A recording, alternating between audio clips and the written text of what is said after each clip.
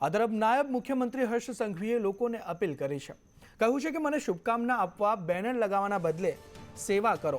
Hoarding કે banner લગાવવાના બદલે સામાજિક સેવા કરો. જરૂરિયાતવાળા લોકોના જીવનમાં પ્રકાશ ફેલાવો. નાયબ મુખ્યમંત્રી તરીકેના આજે હર્ષ સંઘવીએ શપથ લીધા છે અને તે બાદ હર્ષ સંઘવી દ્વારા આવું કહેવામાં આવ્યું છે. લોકોને અપીલ કરવામાં આવી છે કે મને જે શુભકામના આપતા બેનર છે તે બેનર લગાવવાના બદલે લોકોના જીવનમાં પ્રકાશ ફેલાવો. જે જરૂરિયાતવાળા લોકો છે તેમના જીવનમાં પ્રકાશ ફેલાવો, તેમને મદદરૂપ થાઓ, સામાજિક સેવા કરો. પણ જે મને શુભકામના પાઠવતા બેનરો છે તેવા બેનરો ના લગાવવા નાયબ મુખ્યમંત્રી હર્ષ સંઘવી દ્વારા અપીલ કરવામાં આવી છે.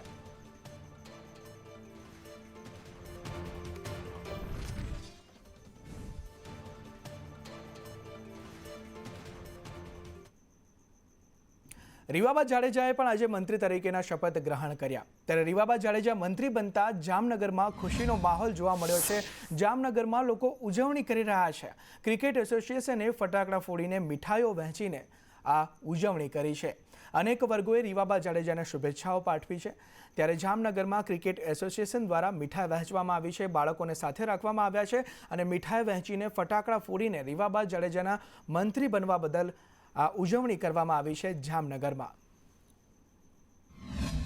ગુજરાત સરકાર દ્વારા મંત્રીમંડળનો વિસ્તરણ કરતા જામનગરના લોકલાડીલા જામનગર ઉત્તરના ધારાસભ્ય રીવાબા જાડેજાને મંત્રીપદ મળ્યું. આ રીવાબા જાડેજા એટલે વિશ્વના નંબર 1 ઓલરાઉન્ડર શ્રી રવિન્દ્રસિંહ જાડેજાના ધર્મપત્ની થાય. તો મંત્રીમંડળના વિસ્તરણને લઈ કોંગ્રેસની પ્રતિક્રિયા પણ સામે આવી છે.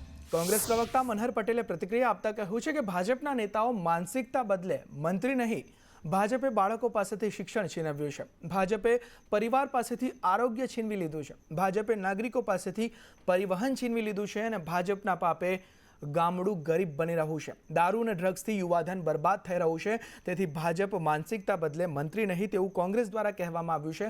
મનહર પટેલે આ પ્રતિક્રિયા આપી છે. 26 મંત્રીઓને નવા લે છે અને પાછા લે કોને નવા? બીજા જે 21માં નિષ્ફળ બનાવ્યા તમે લોકોએ એને પાછા ઉમે છે, કેબિનેટ મંત્રીઓ બને છે.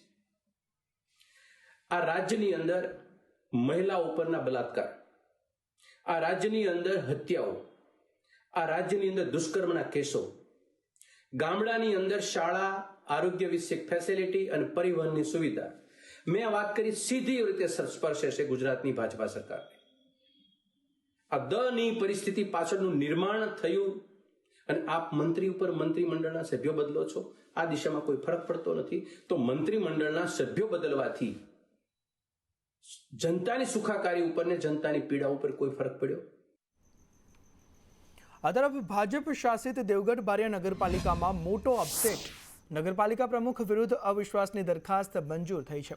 પ્રમુખ ધર્મેશ કલાલ સામે અવિશ્વાસની દરખાસ્ત મંજૂર થઈ. 24માંથી 16 સભ્યોનું અવિશ્વાસની દરખાસ્તને સમર્થન જોવા મળ્યું છે. અપક્ષના 7, કોંગ્રેસના 2 અને ભાજપના 6 સભ્યોનું સમર્થન અવિશ્વાસની દરખાસ્તને રહ્યું છે. ત્યારે અપક્ષના 8 સભ્યોએ અવિશ્વાસની દરખાસ્ત રજૂ કરી હતી. ભાજપની 13 સભ્યોની બહુમતી છતાં દરખાસ્ત મંજૂર થઈ છે. 7/10ના રોજ પ્રમુખ સામે અવિશ્વાસની દરખાસ્ત આવી હતી અને એમાં આજે 17 તારીખ 17/10ના રોજ પ્રમુખે ખાસ સામાન્ય સભા બોલાવી હતી, જેમાં ટોટલ 24 સભ્યોમાંથી 22 સભ્યો હાજર હતા અને એમાં અવિશ્વાસની દરખાસ્ત સામે 16 જણાએ આંગળી ઊંચી કરી અને પોતાનો મત દર્શાવ્યો હતો અને 6 જણાએ અસમર્થનમાં મત આપ્યો હતો. એટલે ટોટલ 16થી અવિશ્વાસની દરખાસ્ત આજની ખાસ સામાન્ય સભામાં પસાર થઈ. દાહોદ એપીએમસીમાં 14 બેઠક માટે આજે મતદાન થયું. એપીએમસીમાં 14 બેઠક માટે કુલ 24 સભ્યો મેદાને છે. એમએલએ કન્હૈયાલાલ કિશોરી, મહેન્દ્ર ભાભોર મેદાનમાં છે. પૂર્વ ધારાસભ્ય વજયસિંહ પણદા પણ મેદાનમાં છે. ખેડૂત વિભાગની 10 બેઠક માટે 18 ઉમેદવાર મેદાને છે. વેપારી વિભાગની 4 બેઠક માટે 6 ઉમેદવારો વચ્ચે જંગ જામ્યો છે. દાહોદ એપીએમસીનું આવતીકાલે પરિણામ જાહેર થવાનું છે.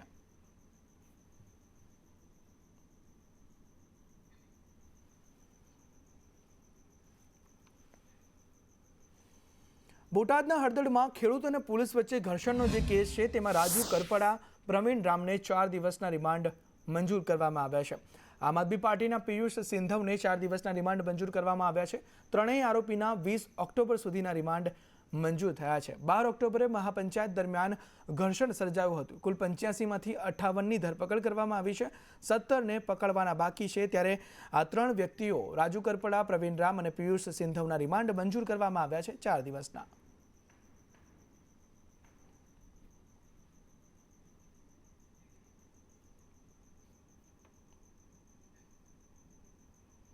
રેવન્યુ તલાટીની મુખ્ય પરીક્ષા પૂર્ણ થઈ છે.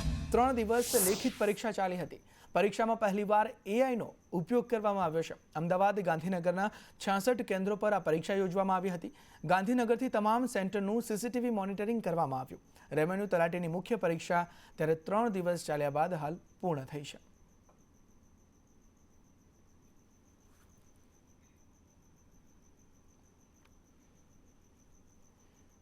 આ તરફ પંચમહાલના ગોધરામાં અકસ્માતમાં 2ના મોત નીપજ્યા.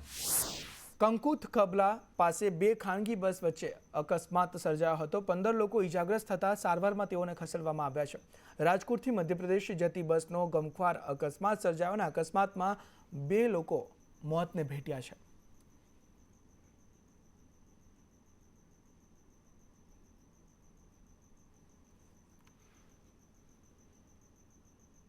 વાત મહેસાણાની કરીએ તો મહેસાણામાં ઓએનજીસીની પાઇપલાઇનમાં લીકેજથી આગ ભભૂકી ઉઠી. જોટાણા તાલુકાના કસલપુર ગામ પાસેની આ ઘટના છે. અંડરગ્રાઉન્ડ પાઇપલાઇનમાંથી ગેસ લીક થતાં જમીનમાં આગ લાગવાની ઘટના બની. ગ્રામજનોએ આગની ઘટનાનો વિડીયો વાયરલ કર્યો છે. ગેસ લીકેજથી લાગેલી આગ કાબૂમાં પણ આવી ગઈ.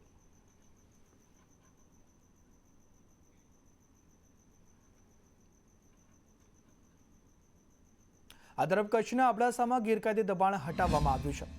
હોથીવાંઢમાં સરકારી જમીન પરનું દબાણ દૂર કરવામાં આવ્યું છે. ભારુભા સોઢાએ 9 એકર જમીન પર દબાણ કર્યું હતું.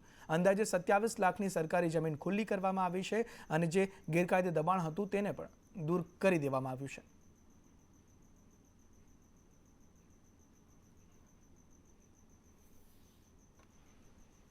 વાત હિંમતનગરની કરીએ તો હિંમતનગરમાં હુડાના અમલીકરણ સામે આક્રોશ વ્યાપ્યો છે. 40% જમીન કપાતની જોગવાઈ મુદ્દે ખેડૂતોમાં અત્યારે રોષ જોવા મળી રહ્યો છે. 11 ગામના ખેડૂતોએ કેન્ડલ માર્ચ યોજીને આનો વિરોધ નોંધાવ્યો છે. હુડા યોજનાને રદ કરવામાં આવે તેવી માંગ કરવામાં આવી છે. હડિયોલ, બેરણા સહિત 11 ગામના લોકોમાં રોષ ભભૂક્યો છે અને તેના કારણે આ ઉગ્ર વિરોધ કેન્ડલ માર્ચ યોજીને કરવામાં આવી રહ્યો છે.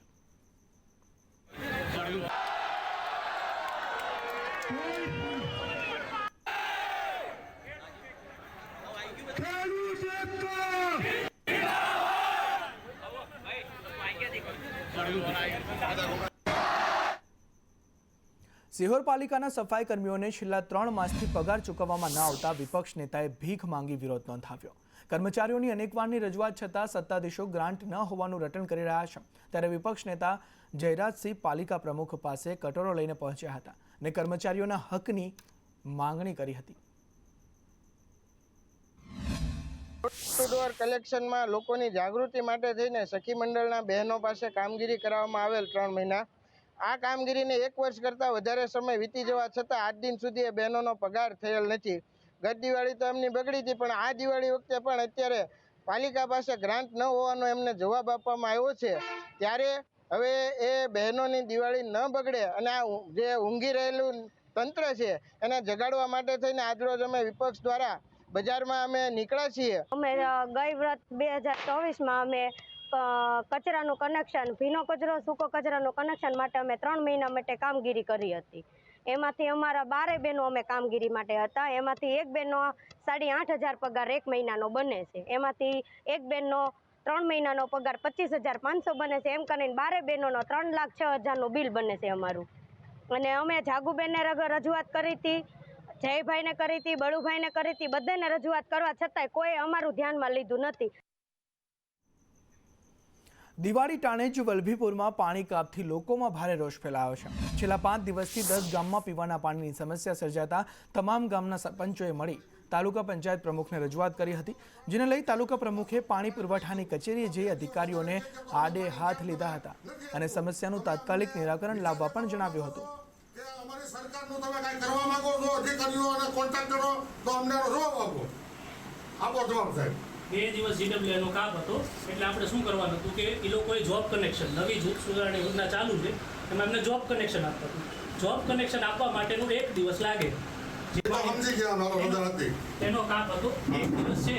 નદ એજન્સીનું આપણે વલભીપુર તમે કોઈને જાણ કરી સરપંચોને કે 3 દિવસ તમારે પાણી બંધ રહેવાનું સાહેબ? જોવા માટે વાત છે. મારે એ વાત નથી. તમે બે તમે મારી વાત તમે બોલો સરપંચ સાહેબ બોલી.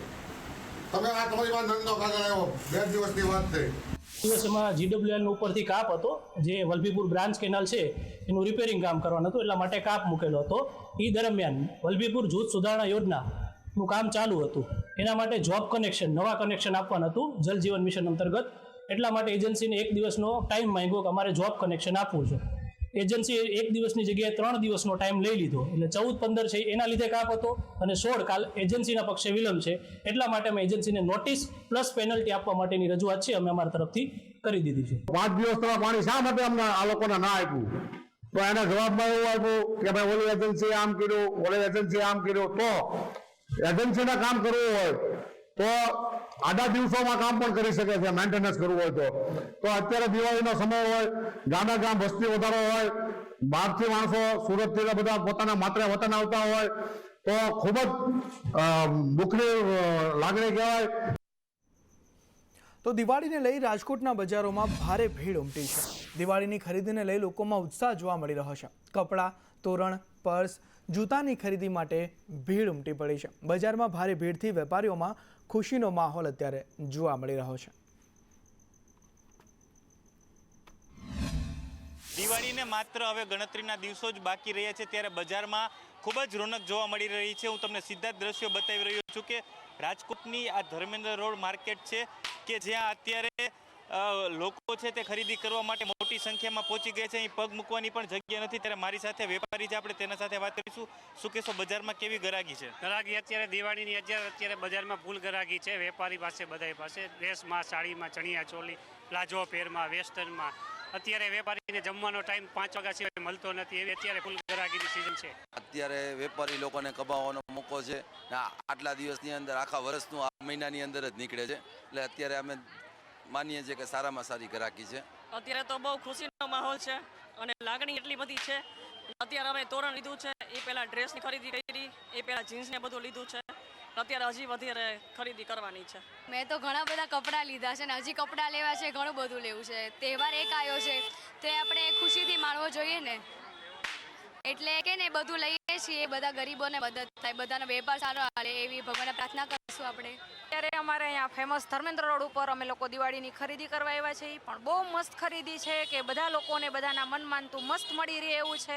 કેમેરામેન વિપુલ બોરીચા સાથે દિવ્યેશ જોશી, સંદેશ ન્યૂઝ, રાજકોટ. વાત વડોદરાની કરીએ તો વડોદરામાં પણ દિવાળીની ખરીદી કરવા બજારોમાં ભારે ભીડ ઉમટી છે.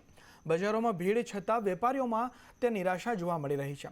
ઈ કોમર્સ વેબસાઇટથી ધંધો ઘટ્યો હોવાની રાવ વેપારીઓમાં ઉઠી છે કે ભાવ વધ્યા છે, GST ઘટતા થોડીક રાહત મળી છે તેવું ગ્રાહકો કહી રહ્યા છે કે GST ઘટ્યા છે તેના કારણે થોડી રાહત મળી છે.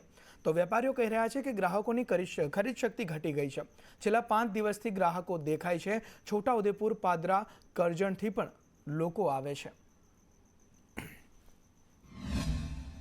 દિવાળીના પર્વને ગણતરીના દિવસો બાકી છે ત્યારે અંતિમ સમયની ખરીદીની ભીડ હાલ અહીંયા મંગળ બજારમાં જોવા મળી રહી છે. અને આ મંગળ બજાર એટલે મધ્યમ વર્ગીયોનું મોલ. આજનું નહીં, ગાયકવાડી શાસનનું છે. અહીંયા બજાર ભરાય છે અને અહીંયા આસપાસના શહેર જિલ્લાઓમાંથી પણ ગામડાઓમાંથી અહીંયા ખરીદી માટે ભીડ આવતી હોય છે અને મધ્યમ વર્ગીયોને પોસાય તેવી તમામ વસ્તુઓ આ બજારમાં મળે છે અને તેના કારણે આ ભીડ દિવાળીના અંતિમ દિવસોમાં જોવા મળે છે.